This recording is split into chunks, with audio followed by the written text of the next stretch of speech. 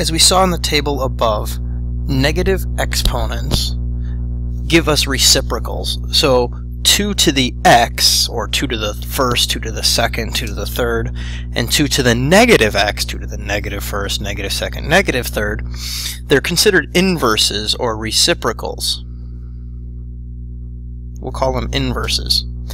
When a number has a negative exponent in the numerator, so we could be dealing with a fraction, it has a negative exponent for a term in the numerator.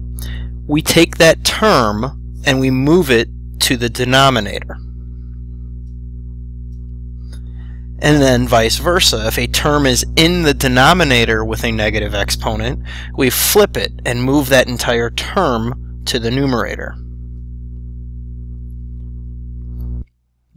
So, what does that mean? 2 to the negative third. Well, if I wrote that as a fraction, that's 2 to the negative third over 1. So my term is in the numerator. I flip it and put it in the denominator. And that allows me to get rid of my negative exponent. If I were to rewrite it, it would just look like that. And then 2 to the third power is 8, so that's why we get 1 over 8 as our final answer. And then vice versa. 5 to the negative fourth is in the denominator of that fraction. I can rewrite this as 5 to the positive fourth over 1. I flip it. I take the reciprocal. And then I can use my calculator. 5 to the fourth power is 625. That gets me my final answer. Again, if I'm asked to just rewrite it, this one would become 1 over negative 2 in parentheses to the positive 6th power. I can use my calculator for that. I could have just put this original one in my calculator. Parentheses negative 2, end your parentheses, raise that to the negative 6th power. And we see we get a decimal. Convert this decimal to a fraction, and we get 1 over 64.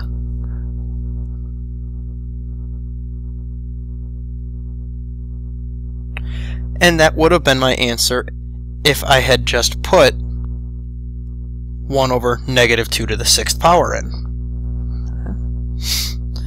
Again, negative exponent in the denominator switches to a positive in the numerator. 2 raised to the 5th power is 32. That's my answer. All of this is already over 1. So a negative in the numerator switches to the denominator. I get 1 over 9. Important thing here. We're only moving the variable with a negative exponent. Notice that was negative, but it doesn't matter. It's not an exponent. That doesn't tell me to move this anywhere. Same thing with this. That negative 3 there didn't say, hey, we've got to switch from a numerator to a denominator. That has nothing to do with it. It is only negative exponents. So you'll never move a negative coefficient, a negative number. Okay, let's do some more examples, and some of these are going to be our examples with variables. Just like with our zero exponent, your exponent is only applying to what is directly in front of it. In this case, k. So since this is not a fraction now, we would have written it as a fraction as that. That 4 in my new fraction stays in my numerator because it does not have a negative exponent. But k to the negative 8th switches to the denominator, and the 8 becomes a positive exponent. Now we're done. Okay. In my next example, I have an exponent of negative 12. It applies to n and only n. That's in the denominator. 8 had no negative exponent. M to the 9th is a positive exponent, so it stays. N to the negative 12th gets moved to the numerator, and the exponent becomes positive. The 3 has to stay because that did not have the negative exponent.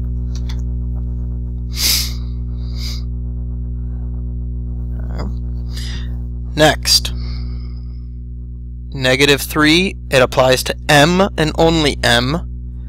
Negative 2 applies to K and only K. Those two switch. The negative 2 stays, the Z stays. But the K goes to the numerator with a positive 2, the M goes to the denominator with a positive 3, and we're done.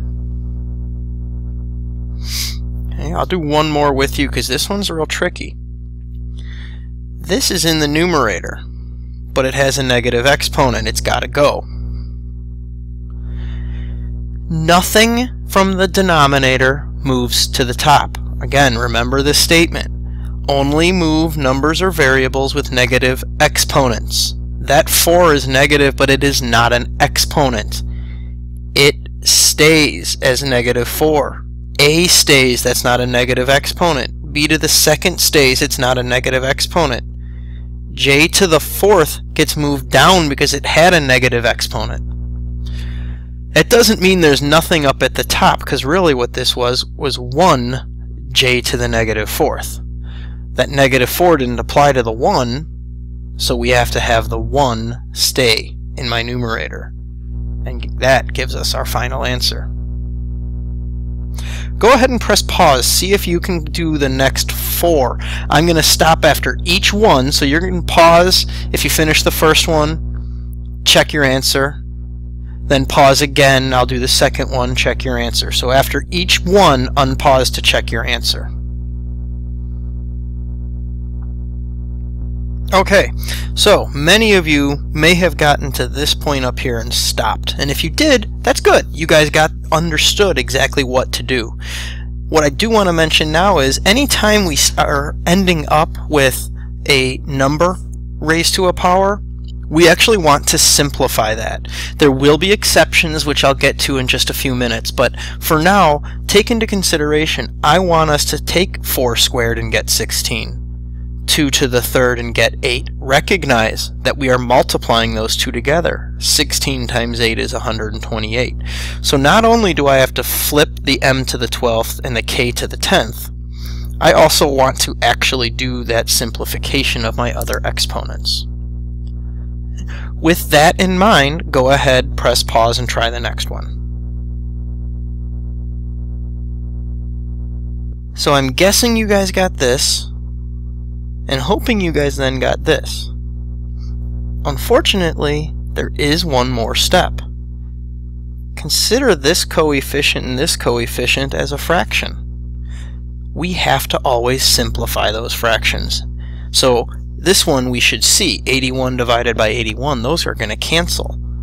So that just becomes a 1. I can leave this answer as a to the 4th, b to the 8th, over c to the 100th. And stop.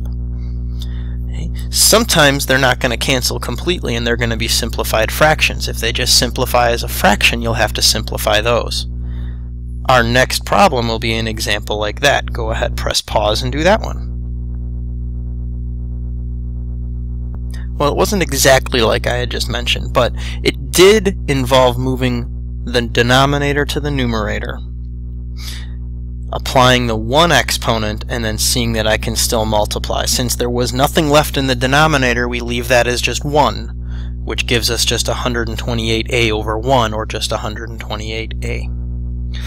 Press pause one more time to try our last problem on this page.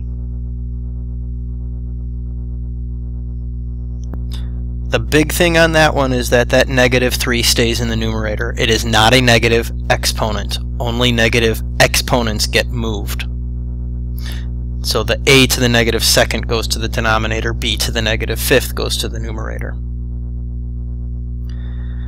Okay, we're putting all of this together. I want you guys to go ahead and take however long it takes to go ahead and try the 9 problems on the next page. after you press pause. When you unpause it, I will have all the answers up there and you can check all your work.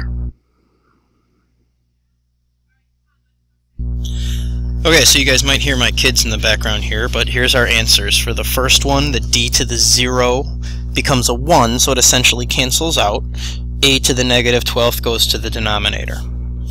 In the second one, the negative 4 to the 0 becomes a 1, so it essentially cancels. The negative 5 stays in the numerator because it is not a negative exponent. X to the negative 5th goes to the denominator. Number 3, v to the negative 12th goes to the denominator. That's it. Number 4, everything in that parentheses, it didn't matter what it was because it was raised to the 0 power, goes away. The 2 doesn't go away though because it was not in the parentheses. H to the negative 12th to the denominator. Y and M both go to the denominator, but the negative h stays because it's not a negative exponent. In number 6, the numerator becomes 1, and everything in the denominator moves to the numerator. So you can write this as j to the 8th, m to the 15th over 1, or you don't necessarily need the over 1. Either way is fine. In number 7, everything switches except the c to the 19th. But you also have to do negative 2 to the negative 5th power. That switches, becomes negative 32, goes to the denominator. 8 to the negative 2nd becomes 64 in the numerator. This is the situation I was talking about earlier. That simplifies. 64 divided by 32, 64 divided by 32 is 2. Since it's not a fraction, it's just a 2, that 2 goes in the numerator. The negative can stay in the denominator. Number 8 is similar. 4 goes to the denominator. 8 squared is 64, goes to the numerator. 64 divided by 4 is 16. The 16 goes to the numerator. And then the last problem, inside the parentheses becomes a 1. 3 comes down. M to the 7th comes up. 2 to the negative 5th becomes 2 to the 5th in the denominator. The negative 4 stays. Multiply everything out in our denominator, we get 3m to the 7th over 128.